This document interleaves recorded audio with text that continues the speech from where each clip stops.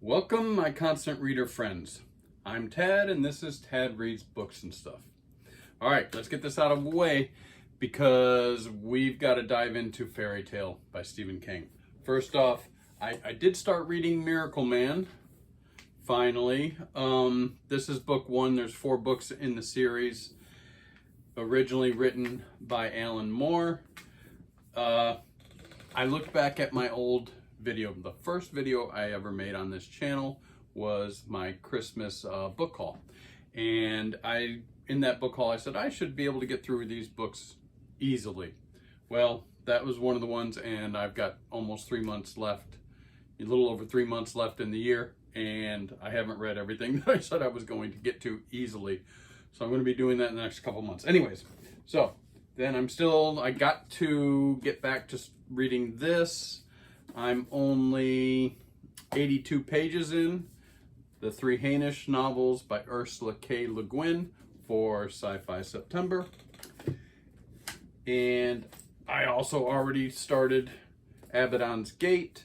This is book 3 in the Expanse series that I'm doing the read along with Moyd on his Media Death Cult channel.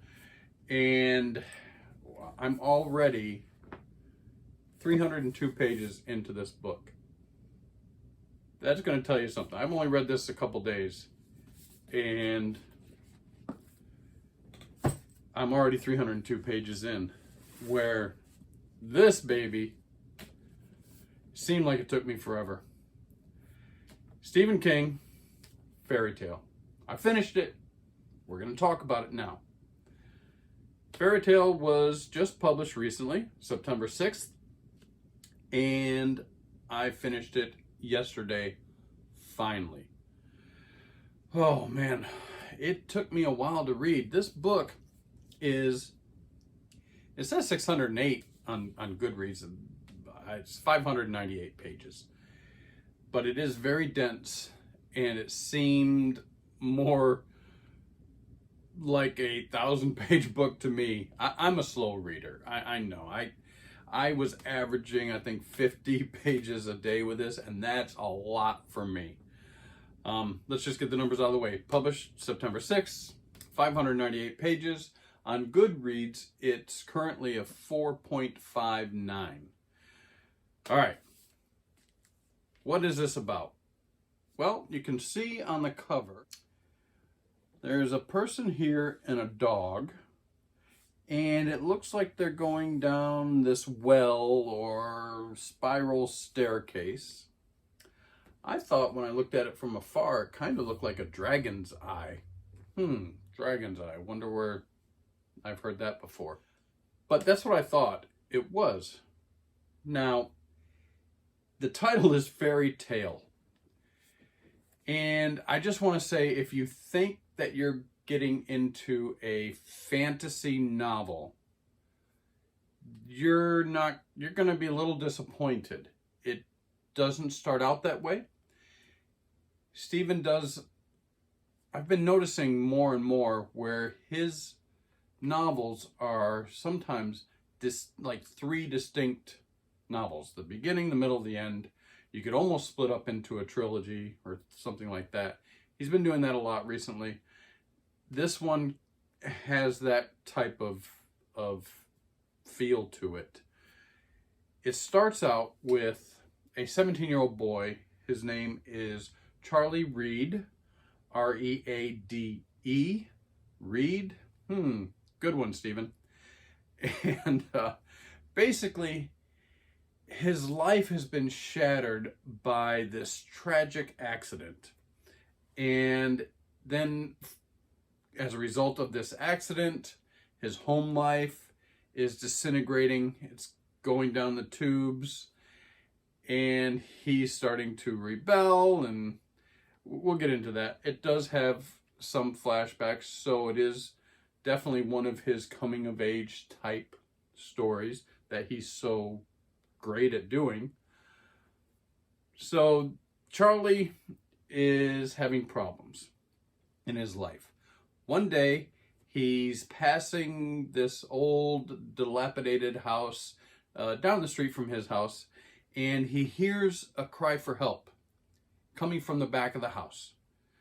Well, he jumps the fence and he rushes to the aid of an old man and his old aging dog.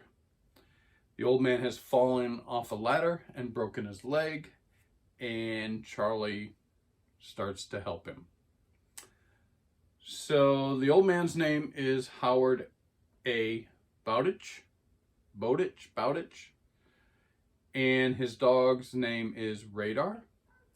And right on schedule, you can hear my next door neighbor's dogs barking for Radar, which is a female German Shepherd. All right, so let's stop there. That's the beginning of the story. The remainder of the beginning of the story is, a kind of, just a normal life in the day type of thing. It's modern.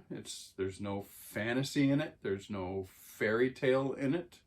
It's just Charlie befriending the old man and his dog and helping this gentleman recover from this broken leg. And there's reasons why he's doing this. Of course, I'm not going to give it away. But the story evolves from there. Now, let me see if you've heard this before.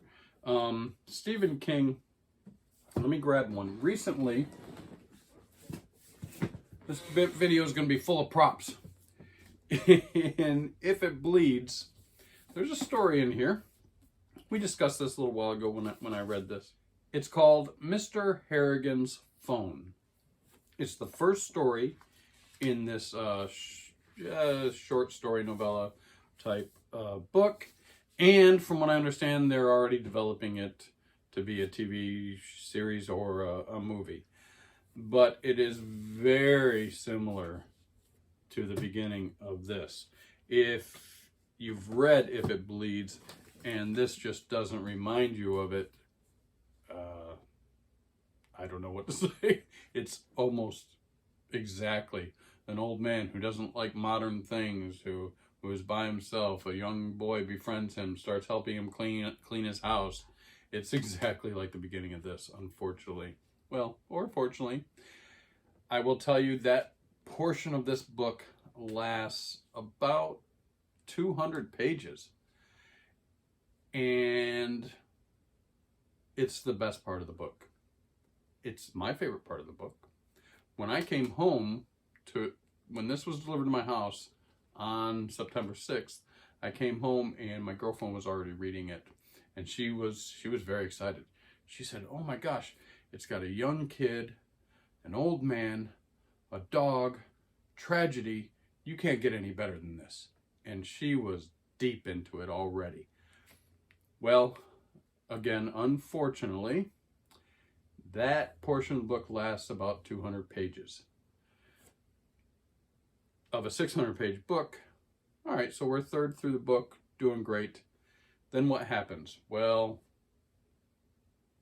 Charlie and the dog, it's right on the cover, go down the spiral staircase, and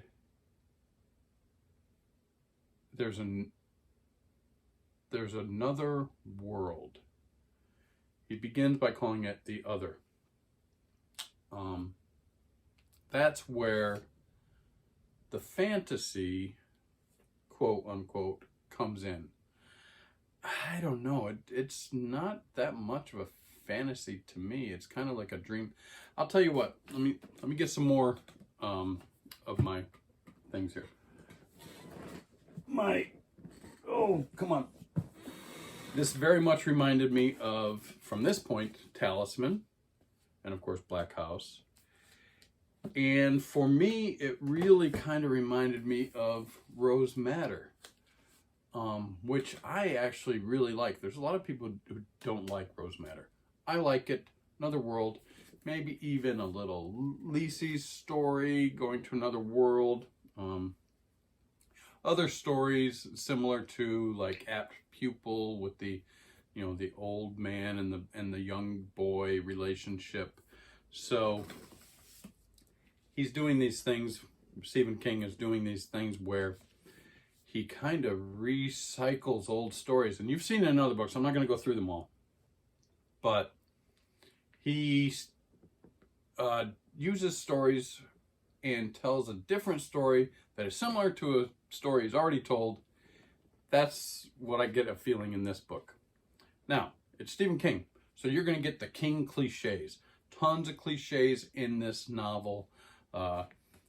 Tons of references to old fairy tales, hence the name fairy tale. Rumpelstiltskin, Old Lady in the Shoe, the Goose Girl, you can go on and on and on. There are tons of references to modern day pop culture stories, old Grimm's fairy tales, Aesop's fables type, it's like a fable in this book. Even he references his own books. He references Cujo in this book. One of the things I did like about it is in the beginning, right in the front here, he does a dedication. And the dedication says, thinking of R.E.H., which is Robert E. Howard. We've got another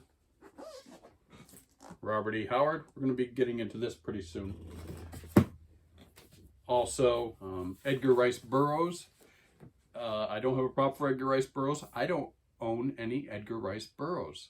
I've read, the Martian stories, Chronicles, not Martian Chronicles, that's another person. And I just don't have any Edgar Rice Burroughs to show you. And of course, H.P. Lovecraft. Oh, if you want to read H.P. Lovecraft, get this book. It has just about everything in it, and it's awesome. Big fan of H.P. Lovecraft, as is Stephen King.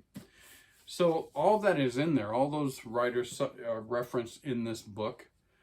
But one more that he doesn't give a dedication to is Ray Bradbury and Something Wicked This Way Comes. This is huge in this novel. Tons of references to that. So that can be fun if you're reading it. And for the next 200 pages after the first 200 pages, that's about the only thing that carries you through. I'm sorry. I've often complained sometimes of Stephen King being a little bloated, maybe having to reach a page count with his publishers, or I don't know, word count. I don't know, but the next 200 pages are, I'm sorry to say, a real snooze fest. Searching for the fun references to things is about the most fun part of the next 200 pages. It just simply is boring. I'm sorry, Stephen. It is. There was nothing. I was falling asleep. One of the reasons it took me so long to read probably is because it was putting me to sleep. All right, so you move on. So now we're at 400 pages in the book, and the last 200 pages, I'm just going to say, are decent. The ending is pretty good. I did like the ending for Stephen King. That's a good compliment. I think he's getting better at his endings. I am one of those who agrees that, especially early on, his ending sucked.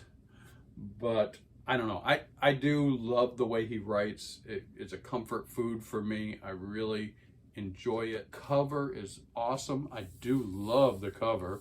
It's got that soft feel, raised letters. I have seen the European cover, and that's pretty cool too. Ooh, I almost forgot. There is one. All right. There are a couple bad things in here. One, let me show you something. Now, I hope this isn't a giveaway, so look away if you haven't started reading it. But I just opened this up. Right here, chapter 11. Now, it's cool. It's got this nice artwork. Every chapter heading has some artwork to it. But unfortunately, the artwork gives the story away. It gives that chapter away. Not only that, Look at the title. The title is That Night, School Days, Dad Leaves, The Well of the Worlds, The Other, The Old Woman, A Nasty Surprise. If you look at the picture and read the title, you're going to know pretty much exactly what's going to happen in the chapter. And it's in every single chapter. Now, Stephen King has said that he was kind of going back to the days of Grimm's fairy tales and stories like that. And this is kind of how they would title their chapters. I think there's probably a reason people don't do that anymore, because you don't want to give away everything before you've even read the chapter. But that's a criticism. There's also foreshadowing, but it's not really foreshadowing. It's more like fortune telling. Let me just give you an example. I'm not going to give you an example from the book. I'm going to make one up. But let's say you say something like, wow, I can't wait till the Halloween dance in October to take Mary to the dance. And then the next sentence he says, but of course that never happens. You just told me. And he does it several times in the book, and it's important things. I don't know. Kind of threw me out. There's some other issues with it. Continuity. I don't know who edits his books now, or if they just trust Stephen King so much, all of his books, that they don't look closely enough. But there's some continuity issues. I'll give you an example. There's I'm not going to use an exact example from the book, but I'll give you one. Like I'm thinking of Lord of the Rings right now, when they're climbing up the mountain and they're on a very, thin, steep, edge. So you've got these cast of characters, however many, let's say six people walking along this very narrow edge where they could fall to their death very easily. They get to the end and there's a door. So only one of the people in your group can enter through that door, but that person isn't in the front of the line. So luckily that person is very small, thin, like a hobbit or something, and basically they kind of almost pick that person up and pass them from person to person until they can get to the door and enter the door. Okay, all right. Then that person opens the door and enters the door, and is followed by the big person who is last in line. They've already established who's in line. All of a sudden, though, how did that person get to the door? It's craziness. There's other things in there like that. There's one point where there's I'm just going to say it's like a race. So you've got to get somewhere as soon as possible. And that's your whole focus. That's all you've been doing for chapter after chapter after chapter. You get finally to the last portion of that race, and you stop to look around and admire the surroundings and look over here and see. I'm not using exact examples, and it takes almost a chapter to describe. And then I've got to get to it's a life or death situation. Oh my gosh. So there's a lot of that in here. It drives me crazy. I don't know. I had so many high hopes for this. I really thought it was going to be great. And if you look at any reviews, there are people who love this book. They are putting this book in their top 10 immediately. I can't do that. I'm not saying the book is bad. Please. It's a good book. I enjoyed it. It's not going to be in my top 10 ever. Now, it's not going to be in my bottom 10 either. It's a decent book. I'm not going to say you shouldn't go out and read it. Absolutely. if you're a constant reader, if you're a fan of Stephen King, even if you're not a fan of Stephen King, this may not even be a bad book for you to pick up and read as your first Stephen King book. It's a good, solid book. It just is a little bloated for me. It's very slow in the middle portion. It was a bit of a bore fest for me in the middle portion. But the end is good. It's good. I'm going to give it a good, I really, on Goodreads, I gave it a 3, which for me is just a good book. So, that's Stephen King. I don't really have much else to say about it, but again, overall, it's a good book. So I'm not gonna bash it anymore. But anyways, Stephen King, fairy tales. If you're a constant reader, a fan of Stephen King, you got to read it. It's good. All right, guys. I'll see you next week. Peace out.